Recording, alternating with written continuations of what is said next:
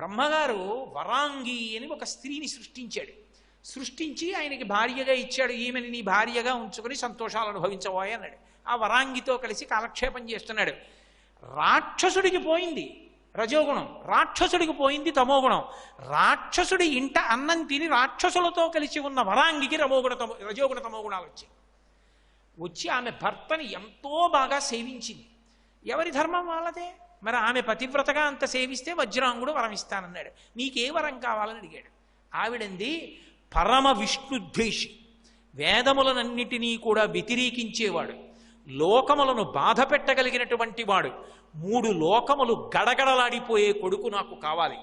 ఇంద్రుణ్ణి అసలు అవలీలగా గెలిచేవాడు కావాలి, నీకన్నా బలవంతుడై ఉండాలి. అటువంటి కొడుకుని నాకు కొడుకుగా కటాక్షించండి. వజ్రాంగుడు తలపట్టుకుని అన్నాడు, నేనేదో సత్వగుణంలో ఉన్నాను, నువ్వేమో ఇటువంటి వరం కోరావు. మళ్ళీ ఇట్లాంటి దుష్టుణ్ణి కొడుకుగా కనాలి అంటే నా చేతిలో ఉందా? నీకు వరం నిలబెట్టాలంటే మళ్ళీ నేను బ్రహ్మగారి దగ్గర వరం పుచ్చుకోవాలని మళ్ళీ వెళ్ళి తపస్సు చేశాడు. ఆ తపస్సుకి మెచ్చి బ్రహ్మగారు ప్రత్యక్షమయ్యారు. ఏం కావాలన్నారు. అయ్యా, మీ అనుగ్రహం చేత నేను సత్వగుణంలో ఉన్నాను, కానీ ధర్మం నా భార్య నన్ను అనుగమించింది, ఆమెకి నేను వరం ఇచ్చాను. ఆమెకి విష్ణుద్వేషి, వేదములను అవమానించేవాడు, 3 లోకములను భయపెట్టేవాడు, ఇంద్రుణ్ణి అవలీలగా గెలిచేవాడు, దేవలోకాన్ని స్వాధీనం చేసుకోగలిగినటువంటి కొడుకు కావాలని అడిగింది. అటువంటి కొడుకు ఆమె కడుపున పుట్టేటట్టుగా నా వలన వరమిమ్మన్నాడు. తథాస్తు అన్నాడు బ్రహ్మగారు. ఏమంటే లోకాలు బాధపడతాయి కదా, ఎందుకంటే ఆ వరం ఆయన ఇవ్వడం అంటే ఎక్కడి ధర్మం అక్కడే. వాడు తపస్సు చేసినప్పుడు ఆయన ఇవ్వాలి, అది ఆయన ధర్మం అంతే. కాబట్టి ఆయన ఇచ్చేశారు. ఇప్పుడు వజ్రాంగుడికి ఒక రాక్షసుడు పుట్టాడు. ఆయన పేరు తారకాసుడు. మీరు సాధారణంగా పురాణం చదివేటప్పుడు మనం వదిలేసేది ఏం వదిలేస్తామంటే, ఇవన్నీ ఎందుకండి అని గబగబా చదివేటప్పుడు వదిలేవేవి అంటే శకునాలన్నీ వదిలేస్తాం. ఒక్కొక్క మహాత్ముడు పుట్టాడనుకోండి, గాలి ప్రసన్నంగా వీచిందని, ఆవులు మోరలెత్తి అరిచాయని, ఆవులు ఎక్కువ పాలిచ్చాయని, పుష్పములు దివ్యమైనటువంటి పరిమళాన్ని వెదజల్లాయని, దిక్కులన్నీ ప్రకాశించాయని, పైనుంచి పుష్పవృష్టి కురిసిందని, దేవదుందుబులు మోగాయని, యజ్ఞాల్లో ఉన్నటువంటి అగ్నిహోత్రాలు పైకి లేచాయని వర్ణిస్తారు. అలాగే దుర్నిమిత్తములు వర్ణిస్తారు. ఆ దుర్నిమిత్తములు, మంచి శకునములు, వీటిని చదువుతున్నప్పుడు మీకు భారతీయ ధర్మంలో శకున శాస్త్రం ఎంత బలమైనదో మీకు అర్థమవుతుంది.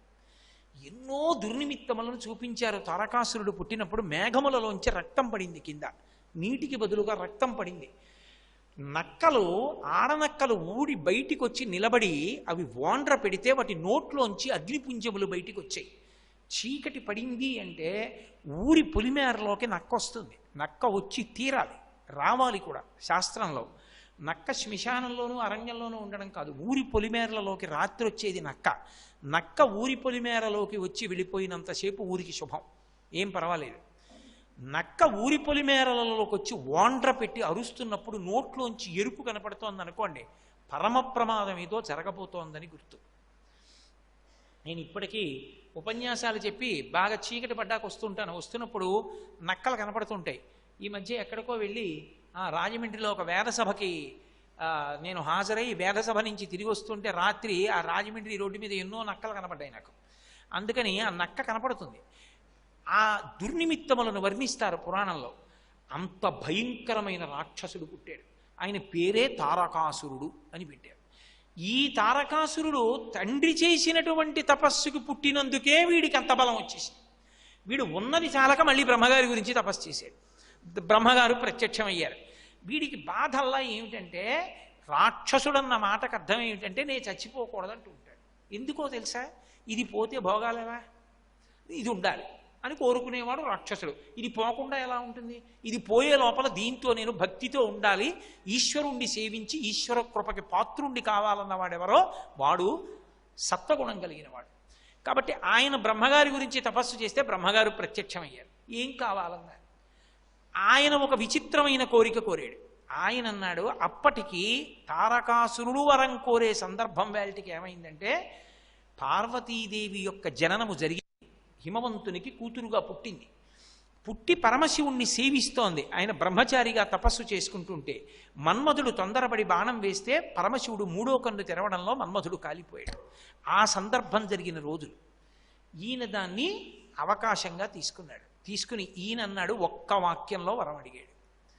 పరమశివుడికి విశేషమైన కామము కలిగి పార్వతీదేవితో క్రీడించడం వల్ల పరమశివుని యొక్క వీర్యము స్ఖలనమైతే, దాని వలన పరమశివునికి కుమారుడు పుడితే, ఆ పరమశివునికి కలిగినటువంటి కుమారుడు దేవసేనకి అధిపతి అయి ఒకే ఒక్క అస్త్రం నా మీద ప్రయోగిస్తే అప్పుడు చచ్చిపోతాన వరం ఇమ్మన్నాడు. ఎందుకని?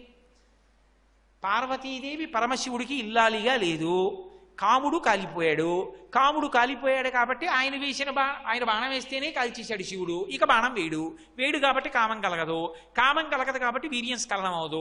అయినా పార్వతీదేవి లేదు కాబట్టి కొడుకు పుట్టడు. ఆ కొడుకు పుట్టేది ఎప్పుడు? దేవసేనకు అధిపతి అయ్యేటప్పుడు. అయిన తర్వాత మా మీద బాణం వేసేది ఎప్పుడు? నేను చచ్చేది ఎప్పుడు? కాబట్టి లేనట్టే. ఇది ఆయన ప్రణాళిక. బ్రహ్మగారు చూసి హడిలిపోయి అన్నాడు, అయ్యో బాబు, ఎందుకని? ఆయనకు ఒక లక్షణం ఉంది. పరమశివుడి దగ్గర మిగిలిన వాళ్ళు ఎవరూ కూడా ఏదైనా అడగచ్చు, ఒక్కటే అడగకూడదు. మీకు పిల్లలు ఎప్పుడు కలుగుతారనో మీరు తొందరగా ఓ కొడుకుని కనంటానో అనకూడదు. ఎందుకు అడగకూడదో తెలుసా? నేను మీతో ఒక్క ధర్మ సూక్ష్మం చెప్తే మీరు పట్టుకోగలుగుతారు. అంతకన్నా సభలో వివరణ చేయడం కష్టం. నా భార్య వంక నేను చూసినప్పుడు నేను కామంతో చూస్తే నాకు దోషం లేదు. ఆమెని నేను కామంతో చూడొచ్చు. కానీ నా కొడుకు ఎప్పుడు చూసినా మాతృభావనతోనే చూస్తాడు. ఏ ఆడదానిలో నా భార్య వాడికి కనపడినా వాడికి కలిగిన కామం కూడా విరిగిపోతుంది. ఆడదానిలో అమ్మతనం కనపడగానే పొంగుతున్న పాల మీద నీళ్లు చల్లినట్టు వాడు అమ్మతనాన్ని చూస్తాడు, నేను ఆడతనాన్ని చూస్తాను నా భార్యలో. అంతే, అంతకన్నా ఇంకా సభలో చెప్పక్కర్లేదు. కాబట్టి బిడ్డలైన వాళ్ళెవ్వరూ కూడా అమ్మలో ఆడతనాన్ని నాన్నలో మగతనాన్ని చూసి మాట్లాడకూడదు. అది పరిధిని అతిక్రమించడం. పార్వతీ పరమేశ్వరులకు బిడ్డలు కలగాలని మీరిద్దరూ ఎప్పుడు కలుసుకుంటారని ఎవరూ అడగరు కాబట్టి ఆయనకి దాని మీద దృష్టి ఉండదు. ఆయన కామానికి లొంగేవాడు కాదు. కాబట్టి కొడుకు ఎందుకు పుడతాడు? పుట్టడు కాబట్టి అసలు నా మీద బాణం వేసేవాడు ఎవడున్నాడు? అసలు కాముడే కాలిపోయాడుగా, ప్రయత్నించినందుకు గొడవ లేదనుకున్నాడు. తథాస్తు అన్నాడు బ్రహ్మగారు. ఇప్పుడు తండ్రి తెచ్చిన వరాలు పుట్టుకతో బలం, తను తెచ్చుకున్న వరం మృత్యువు లేకపోవడం. ఆపగలిగిన వాడు ఉన్నాడా? వజ్రాంగుడి కన్నా ప్రమాదమైన రాక్షసుడు వచ్చాడు. అందుకే పేరు బాగున్నా ఎవరూ పెట్టుకోరు తారకాసురుడి పేరు. ఆ తారకాసురుడు విజృంభించి లోకములనన్నిటినీ తన వశం చేసుకున్నాడు. వశం చేసుకోవడం అన్న మాటకు అర్థం ఏమిటంటే, వేదము చెప్పినటువంటి దాన్ని వ్యతిరేకం చేస్తారు. తను ఎప్పుడు ఏది సుఖంగా ఉండాలనుకుంటాడో అలాగే ఉండాలి తప్ప ఈశ్వరుడు శాసనం చేసినట్టుగా సృష్టి నియమం నడవకూడదు. అదే రాక్షసత్వము అని గుర్తు. ఆయన రోహిణీ కార్తీలో బయటికి వచ్చాడనుకోండి, ఎండ బాగా కాయకూడదు. ఆయన సముద్రపు ఒడ్డుకి వెళ్ళి ఏమిటి అలలు అన్నాడు అనుకోండి, ఆగిపోవాలి. నది దగ్గరికి వెళ్ళి ఏమిటి అలా నిర్మలంగా ఉన్నావు అంటే సముద్రంలో తరంగాలు రావాలి. వాయువు గట్టిగా వీచి విత్తరీయం జారిందనుకోండి, బుద్ధుందా లేదా అన్నాడు అనుకోండి, మెల్లగా వెయ్యాలి. ఏం అంత మెల్లిగా వీస్తున్నావు అన్నాడు అనుకోండి, గట్టిగా వెయ్యాలి.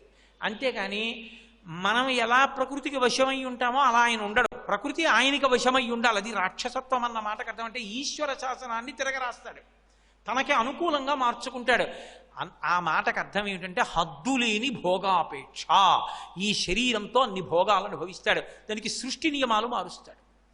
ఇప్పుడు ఆ స్థితికి తారకాసురుడు చేరిపోతే మనుష్యులకే కాదు దేవతలకు కూడా ఇబ్బంది వచ్చింది. ఇది సమస్త లోకములకు ఇబ్బంది వచ్చింది. ఎందుకని? వేదములు చదువుకునేవాడు లేడు, వేదాలు చదివితే ఆయన ఒప్పుకోడు. గోవుల్ని పూజించకూడదు ఆయన ఒప్పుకోడు. యజ్ఞయాగాదులు చెయ్యకూడదు. మనం హవిస్సు ఇస్తే కదులు దేవతలకి కడుపు నిండడం. హవిస్సు లేదు కాబట్టి దేవతలకు అన్నం లేదు, ఉపవాసం. వాళ్ళు వర్షం కురిపిద్దామంటే వాళ్ళ చేతిలో లేదు. ధర్మం లేదు కాబట్టి ఈయన భార్యే అని చెప్పడానికి ఉండదు. తారకాసురుడు కన్నుపడితే ఆయన భార్య, ఇది ఈయన సొత్తే నమ్మకం ఉండదు.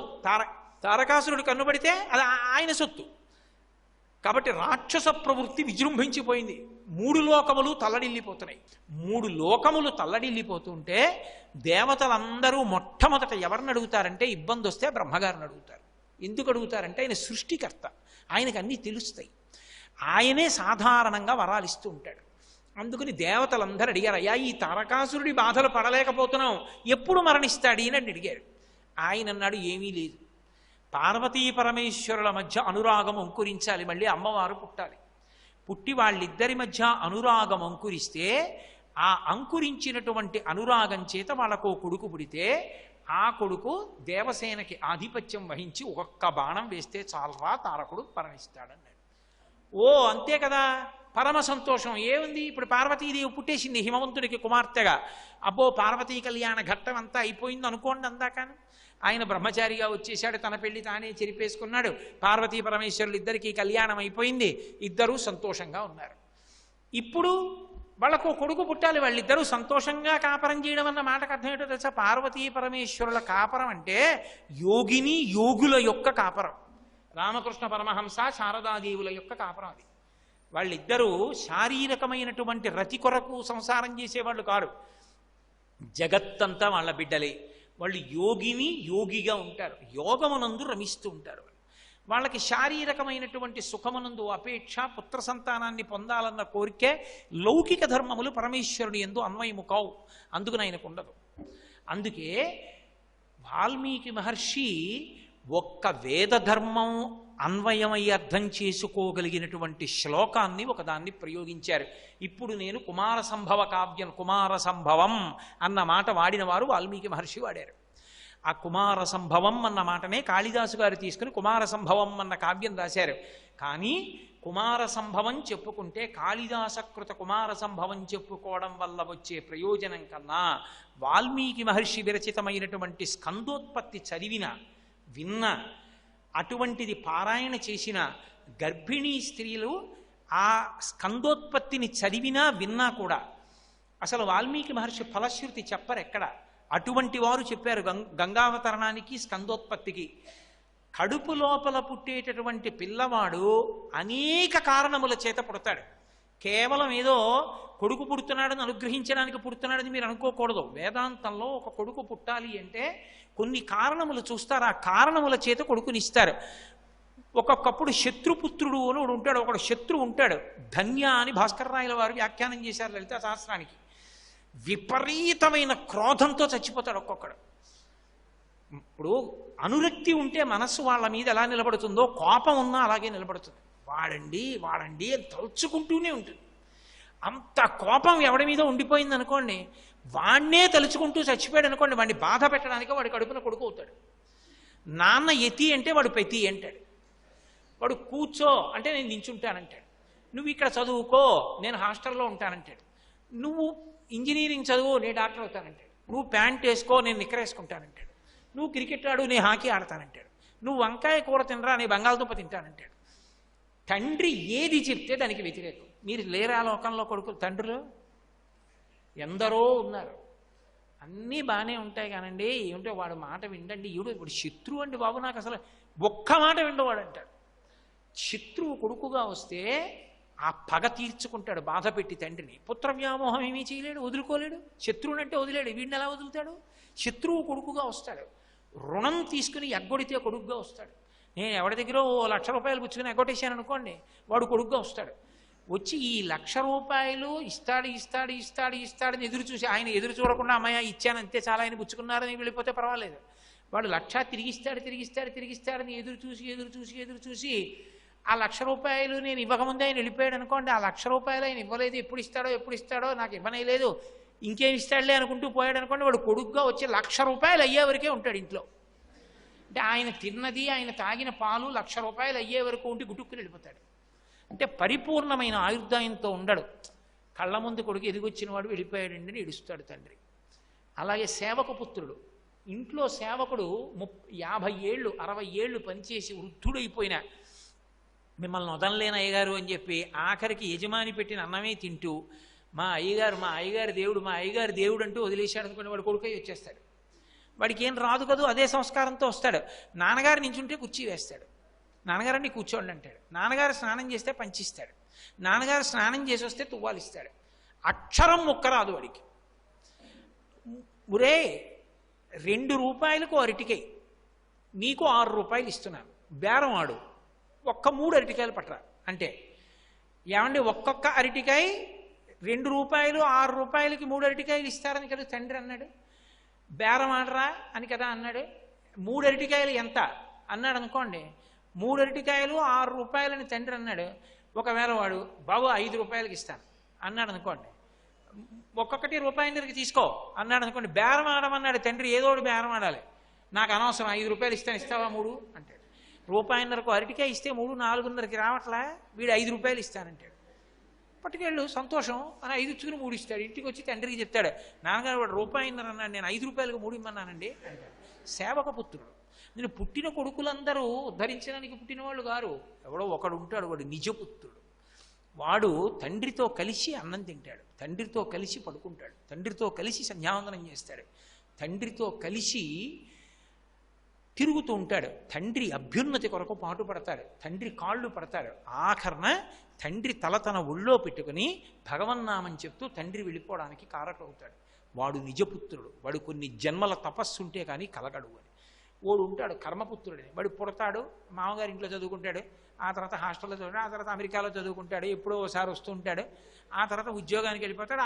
ఆఖరణ తండ్రి 2 రోజులు ఐస్పెట్లో ఉన్న తర్వాత వచ్చి అంత్యేష్టి చేస్తాడు. వాడు కేవలం కర్మపుత్రుడు. అందుకని ఒక్కొక్కడు ఒక్కొక్క రకంగా వస్తాడు. కొడుకులందరూ కొడుకుడు కాదు అని శాస్త్రవాక్కు. అందుకే సరే, అందుచేత పార్వతీ పరమేశ్వరులిద్దరికీ కొడుకు పుట్టడం అనేటటువంటిది లౌకికంగా సంభవం కాదు. ఆయన యొక్క అనురక్తి ఎలా ఉంటుంది అన్న దాని గురించి చెప్తూ శ్రీరామాయణంలో స్కందోత్పత్తిలో చెప్పారు. నేను మీతో ఈ మాట ఎందుకన్నానంటే, భార్య కడుపులో పెరుగుతున్నటువంటి బిడ్డడి యొక్క సంస్కారం ఏమిటో మనకి తెలియదు. ఎందుకు వస్తున్నాడో తెలియదు, ఏ కారణానికి వస్తున్నాడో తెలియదు. వీడు చేసుకున్న కర్మ ఫలితాన్ని అనుభవింపజేయడానికి వస్తుంటాడు ఆ బిడ్డ. అందుకే గర్భ సంస్కారములు బోల్డన్ ఉంటాయి, అవన్నీ చెయ్యాలి గర్భ సంస్కారాలు. ఇవన్నీ చెయ్యడం మానేయాలనుకుంటే శ్రీరామాయణ ప్రవచనం ఒక్కటి వింటే చాలు. శ్రీరామాయణం ఒక్కటి వినకపోయినా శ్రీరామాయణంలో బాలకాండలో స్కందోత్పత్తి ఒక్కటి వింటే చాలు. అందుకే గర్భిణీ స్త్రీలని స్కందోత్పత్తి వినండి అంటారు. అన్ని గర్భ సంస్కారములు జరిగినట్లుగా భావించి మంచి కొడుకునిస్తాడు ఈశ్వరుడు, మంచి బిడ్డనిస్తాడు, తేజోవంతమైన బిడ్డని. కాబట్టి శ్రీరామాయణం బాలకాండలోంచే నేను చెప్పడానికి కారణం అది. కాబట్టి మహర్షి ప్రారంభం చేస్తూ అన్నారు, పురా రామకృతో వ్యాపో నీలకంఠో మహాతపాః దృష్ట్వా చ స్పృహయా దేవి మైథునాయోపచక్రమే అన్నారు. దృష్ట్వా చ స్పృహయా దేవి అన్నారు. ఆమె యందు స్పృహను పొందాడు. స్పృహ అంటే అనురక్తి. అనురక్తిని పొంది మైథున సుఖాన్ని అనుభవిస్తున్నాడు. ఎన్ని సంవత్సరాలని అడిగారు. కొన్ని వందల దివ్య సంవత్సరములు గడిచిపోయి వాళ్ళిద్దరికీ కొడుకు పుట్టలేదు, వాళ్ళిద్దరి యొక్క క్రీడించడము పూర్తవలేదన్నారు. వాళ్ళు అలా క్రీడిస్తూనే ఉన్నారు. సంవత్సరం అంటే మామూలు సంవత్సరం కాదు, దివ్య సంవత్సరాలు ఉంటాయి. అవి మన సంవత్సర ప్రమాణంలో ఎన్నో సంవత్సరాలు అయితే ఒక దివ్య సంవత్సరం. అటువంటివి దివ్య సంవత్సరముల శతములైపోయి వాళ్ళిద్దరూ క్రీడిస్తూనే ఉన్నారు.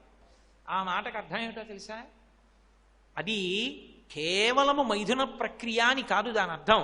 పార్వతీ పరమేశ్వరుల యొక్క సమాగమము అంటే ప్రకృతి పురుషుల యొక్క సమాగమం అని గుర్తు.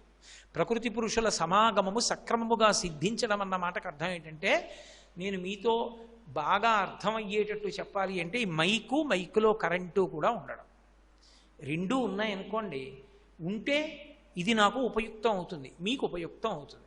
మైకుండి కరెంట్ లేకపోయినా, కరెంట్ ఉండి మైకు లేకపోయినా ఉపయోగం లేదు. ఈ మైకు పాడైపోయింది, కరెంట్ ఉంది, ఏమిటి ఉపయోగం? మైకు ఉంది, కరెంట్ లేదు, ఏమిటి ఉపయోగం? ప్రకృతి పురుషుడు కలిసి ఉన్నారనుకోండి, లోకానికి అంతటికీ సుభిక్షం. ప్రకృతి ఉండి పురుషుడు లేడనుకోండి, ప్రమాదం. పురుషుడు ఉండి ప్రకృతి లేదనుకోండి, అయోమయం, ఏమీ తెలియదు. అయోమయము లేకుండా, ప్రమాదము లేకుండా సుభిక్షంగా సుఖంగా ఉండాలంటే ప్రకృతి పురుషులు కలిసి ఉండాలి. దాన్ని పార్వతీ పరమేశ్వరుల మైథున ప్రక్రియ అని పిలుస్తారు. అది కేళి, అది కైలాసం. కాబట్టి వాళ్ళు కొన్ని వందల దివ్య సంవత్సరముల క్రీడ నడుస్తూనే ఉంది. ఇలా నడుస్తూ ఉండగా మొట్టమొదట దేవతల్లో అక్కర్లేని భయాలు, అక్కర్లేని ఆలోచనలు కొన్ని బయలుదేరుతుంటాయి. చూడండి, లోకంలో అక్కర్లేనటువంటి పుకారు వ్యాప్తి చెందింది అంటారు. రామాయణంలో పుకార్లు ఎంత తొందరగా వ్యాప్తి చెందుతాయి అన్నదానికి కిష్కింధకాండలో అద్భుతమైన ప్రయోగం చేశారు మహర్షి. అసలు వాలిని రాముడు బాణం వేసి కొట్టడం చూసిన వాడు లేడు కిష్కింధకాండలో, ఎవరూ చూడలేదు. వాలి చచ్చిపోవడం చూశాడు. ఎవడో ఓడన్నాడు, రాముడు బాణాలు వేశాడురా, మన వాలి గిరగిర తిరిగి పడిపోయాడు అన్నాడు. ఆఖరికి అది తార దగ్గరికి వెళ్ళేటప్పటికీ ఏమని వెళ్ళిందో తెలుసా? వానర సైన్యానికి రాముడికి భయంకరమైన యుద్ధం జరిగింది. ఇన్ని బాణాలు ప్రయోగించాడంటే వానరులందరూ మరణించారు. చివర వాలి పడిపోయాడని చెప్పారు. అసలు నిజంగా అవేవీ జరగలేదు. సత్యం కన్నా అసత్యం అంత వేగంగా వెడుతుంది. సత్యం నిబ్బరంగా ఉండి నిగ్గు తేలుతుంది. కాబట్టి దేవతలలో ఒక అపవాదు బయలుదేరింది. ఏమనంటే సర్వలోకముల యందు ఆ పార్వతీ పరమేశ్వరుల యొక్క తత్వాన్ని తట్టుకోగలిగిన వేరొక భూతం లేదు. భూతము అన్న మాటకు అర్థం పిశాచాలు అని కాదు.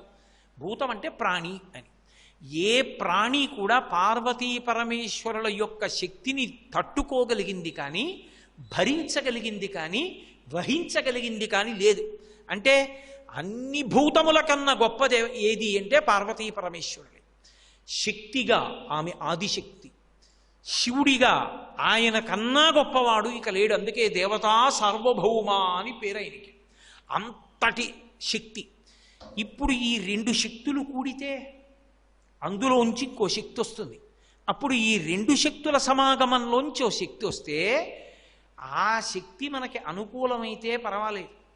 మనం అడగలేదుగా, అయ్యా తారకాసురుడిని సంహరించడానికి మాకు మీ కడుపున ఓ కొడుకు పుట్టాలని అడిగితే రే అటువంటి కొడుకు నిద్దును అని ఆయన అనకుండా, మీరు నన్ను అడగలేదుగా, ఇప్పుడు ఈ భూతం పుట్టింది, ముందు దీన్ని అనుభవించండి అంటే వాడు తారకాసురుడి కన్నా భయంకరుడైతే ఏ కారణం చేతనైనా అటు ఆయన ఇటు ఈయన మనం ఎక్కడ బతుకుతాం? అందుకని మనం అడిగే వరకు శివుడి కడుపున కొడుకు పుట్టకూడదు. మనం అడుగుదాం, వేరోసారి అడుగుదాం. అందుకని ఇప్పటిదా ముందు మాత్రం మీరు ఆ దివ్య క్రీడ విరమించేసేయండి అని అడుగుదాం అనుకున్నారు. అసలు అడగచ్చా ఆ మాట? అడగకూడదు.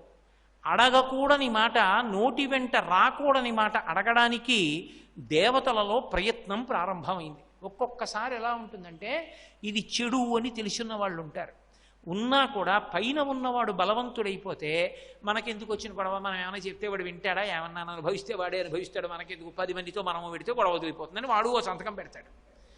నిజంగా అడిగారనుకోండి, తప్పండి నాకు తెలుసు కానీ ఏం చేస్తామండి, పలుగురాడు మాట పార్టీ జరగదు, వద్దంటే నా మీద కక్ష పెట్టుకుంటాడు, అందుకు నేను సంతకం పెట్టానండి అంటుంటాడు. బలవంతమైనటువంటి నాయకులు నడిపించే ఉద్యమాల్లో ఇలా పాల్గొనే వాళ్ళు చాలామంది ఉంటుంటారు. దేవతలందరినీ ఇలా నడిపించిన వాడు ఎవరంటే ఇంద్రుడు. ఇది రెండో తప్పు ఇంద్రుడిది. మొదటి తప్పు ఎక్కడ చేశాడంటే పితృస్వరూపమైనటువంటి పరమశివుని మీద వెయ్యకూడని బాణం మన్మధుడితో వేయించాడు. అది మొదటి తప్పు. ఎందుకు కాల్చేశాడు మన్మధుడు అంటే, మన్మధుడు తనకి కొడుకు లాంటివాడు, ఆయన తండ్రి లాంటివాడు. తండ్రికి కామం పుట్టడానికి ఇది చేస్తే బాగుంటుందని కొడుకు చేయొచ్చా? ఎంత తప్పది. తండ్రి మీద బాణం వేయడం ఏమిటి మన్మధుడు? ఆయనకి కామోద్రేకం కల్పించే ప్రయత్నం చేయడం ఏమిటి? అది తన తల్లి పార్వతీదేవి మీద కామం పుట్టేటట్టుగా తాను బాణం వేయడమా? నీ పరిధి దాటావు, అందుకు కాల్చేశాడు మన్మధుణ్ణి. తన పరిధి దాటాడని మన్మధుణ్ణి కాల్చినప్పుడు ఇంద్రుడు బుద్ధి తెచ్చుకోవాలి. ఇంద్రుడి భయం ఏమిటంటే పుట్టిన ప్రాణి చాలా గొప్ప భూతం వచ్చి తనకి వ్యతిరేకమైతే తన పరగిపోతుంది, తనకి అనుకూలమైతే తారకాసురుడు మరణిస్తాడు. రేపొద్దున నువ్వు చెప్పలేదు కదా అని శివుడంటే, అడగంది నీకెందుకు ఇవ్వాలంటే అని ఒక వెర్రి ఆలోచన ఒకటి పుట్టింది. ఇది మనకే కాదు, దేవతల్లో కూడా ఇలాంటి ఆలోచనలు వస్తాయి. ఎందుకంటే అవి కూడా పుణ్యశేషమైపోయే వరకు ఉండేటటువంటివే కాబట్టి అక్కడ కూడా ఒక్కొక్కసారి ఇలాంటి వెర్రిమొర్రి ఆలోచనలు ప్రారంభమవుతాయి. అందుకని దేవతలందరూ కలిసి శివుడి దగ్గరికి వెళ్ళాడు. ఆయన కైలాస పర్వతం మీద కొన్ని 100 సంవత్సరముల దివ్యకేళి ఎందున్నాడు. ఉన్నవాడు బయటికి వచ్చాడు. అందరూ పెద్ద ఘోష చేశారు. పరమశివుణ్ణి పిలిచి బయటికి వచ్చి నిలబడ్డాడు. నిలబడి ఏమని అడిగాడు. అడిగితే పార్వతీదేవి బయటికి రాలేదు. ఎందుకని? ఆమె దివ్యక్రీడ ఎందు ఉన్నది, అందుకని ఆమె లోపల ఉండిపోయింది. పరమశివుడు ఒక్కడే బయటికి వచ్చాడు. ఏం కావాలని అడిగాడు. వీళ్ళందరూ ఆయన్ని ఉద్దేశించి ఒక మాట అన్నారు. దేవదేవ మహాదేవ సర్వలోకేశ్వర సహా అన్నారు. మహాదేవా మహేశ్వర. ఆ మహేశ్వర అన్న మాట పరమశివుడికి, పురుషోత్తమ శ్రీ మహావిష్ణువుకి, శతక్రతు ఇంద్రుడికి అన్వయం అవుతాయి. కాళిదాస కుమార సంభవంలో అంటాడు. కాబట్టి మీరు పార్వతీదేవితో దివ్యక్రీడలు అనుభవిస్తున్నారు. పుట్టబోయేటటువంటి మహాభూతాన్ని ఎవడు భరించగలడు? మిమ్మల్ని కానీ పార్వతీదేవిని కానీ భరించగలిగిన భూతం ఒకటి లేదు ప్రపంచంలో. ఇప్పుడు ఇంకొక భూతం ఆవిర్భవిస్తే మేము భరించలేము. అందుకని మేము చెప్తాం ఎప్పుడు బిడ్డల్ని కనాలో. మేము చెప్పే వరకు మీ తేజస్సుని మీ యందే ఉంచేసుకోండి. దేవదేవ మహాదేవ సర్వలోకేశ్వర సహా నలోకాధారయిష్యంతి తవ తేజ సురోత్తమ. ఒకవేళ మీ తేజస్సు వలన ఒక ప్రాణి పుడితే ఆ ప్రాణిని తట్టుకోగలిగినది, ఆ ప్రాణిని వహించగలిగినది. వహించడం అంటే ప్రాణి నిలబడడానికి ఆధారం ఇవ్వాలి. ఆధారములు 5 ఉంటాయి, పంచభూతములు: పృథివ్యాపస్తేజోవాయురాకాశములు. ఈ పృథివ్యాపస్తేజోవాయురాకాశముల 5ంటికి ఈ శక్తి లేదు. మీ ఇద్దరూ అటువంటి శక్తి కలిగిన వాళ్ళు. మీకు పుట్టే ప్రాణిని భూమి భరించదు. సర్వం శ్రీ ఉమామహేశ్వర పరబ్రహ్మార్పణమస్తు. స్వస్తి.